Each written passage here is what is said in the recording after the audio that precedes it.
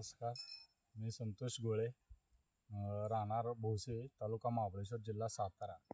मी कृषीटेक कंपनीचे 4 ते 5 वर्षापासून सर्व मटेरियल वापरतो ॲग्रिकल्चरचं.